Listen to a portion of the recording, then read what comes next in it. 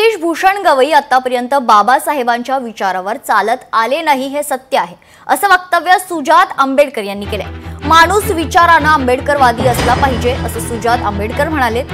यावर आता रिपाईचे नेते डॉक्टर राजेंद्र गवई यांनी सुजात आंबेडकरांवर जोरदार पलटवार केलाय। भूषण गवई सरन्यायाधीश झाल्याचं सुजात आणि प्रकाश आंबेडकर या बाप लेकांना दुःख झालंय अशी प्रतिक्रिया त्यांनी दिली आहे। तर प्रकाश आंबेडकरांची लोकप्रियता संपत चालली आहे, त्यामुळे त्यांच्या वक्तव्यांकडे दुर्लक्ष करा असं राजेंद्र गवई यांनी म्हटलंय।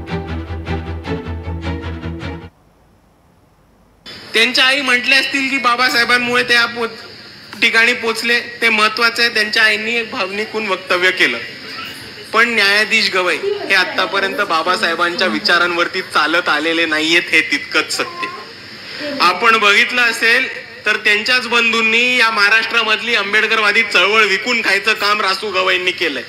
म्हणून मी परत म्हणतो की माणूस बौद्ध असला तरी फरक नाही पडत, माणूस विचारणारी आंबेडकरवादी असला पाहिजे, मगच फरक पडतो। जे लोक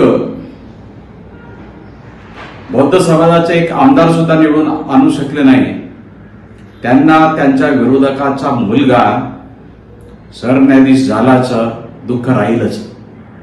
तेव्हा या बाप लेकाला दुःख होण्याचं नवल मला वाटत नाही।